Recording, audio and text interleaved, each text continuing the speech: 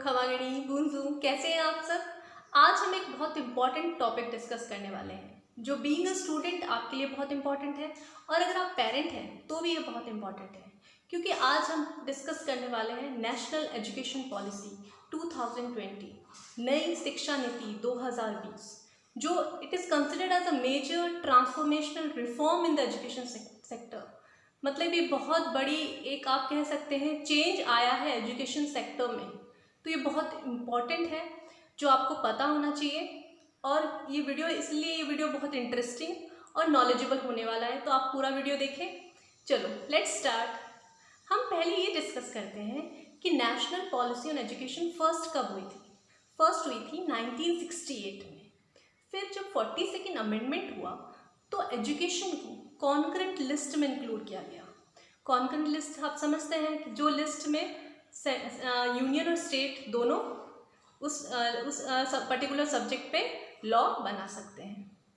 अब 1986 में जब राजीव गांधी की गवर्नमेंट थी तब भी नेशनल पॉलिसी ऑन एजुकेशन हुई थी। उसके बाद उसको मॉडिफाई किया गया 1992 में।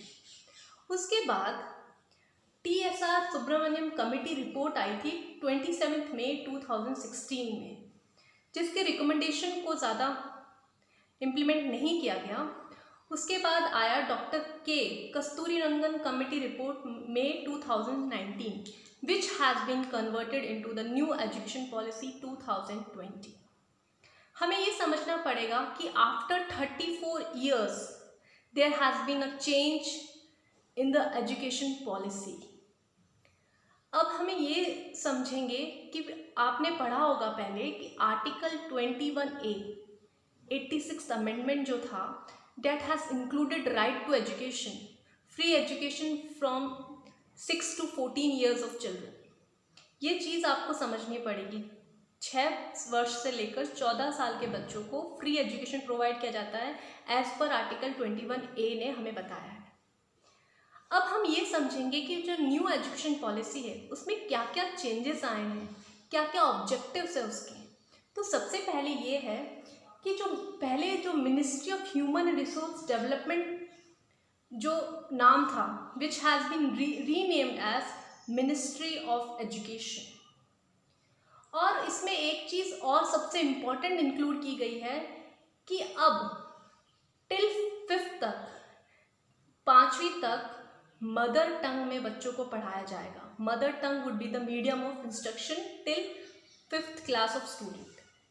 और पहले जो कोकरिकल था 10+2 का, which has been change into 4 phases, 5+3+3+4, and this policy has also focused on literature and scientific vocabulary of Indian languages।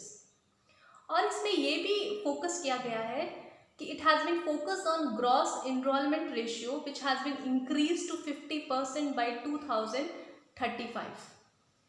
और जो 6th क्लास के बच्चे हैं they will learn coding and the vocational integration which has also been included from 6th class onward। और कोई भी एक rigid separation नहीं होगा आर्ट्स एंड साइंस और ह्यूमैनिटीज़ में।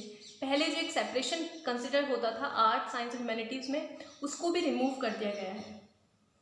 Now there should be the national mission on foundational literacy and numeracy, universalisation of early childhood care education. Now the main emphasis on the early childhood care education, मतलब प्राथमिक शिक्षा पे ज़्यादा अब उसको ज़्यादा कंसिडर किया गया, ज़्यादा उसको इम्पोर्टेंस दिया गया है। और अब रिसर्च ऑन लैंग्वेजेस भी होगी और फॉरेन लैंग्वेज कोर्सेज जो है वो भी स्कूल में अब इंक्लूड होंगे। तो मेन चीज़ है कि इस एजुकेशन पॉलिसी का ऑब्जेक्टिव है universalization of education, achieving global standard of education. तो ये जो न्यू एजुकेशन पॉलिसी है, जो इम्प्लीमेंट कितना होती है वो तो आने वाला वक्त बताएगा, लेकिन हम ये उम्मीद कर सकते हैं कि बहुत बड़ा चेंज लेके आई है, क्योंकि अब now the main emphasis is on the standard of education, quality of education.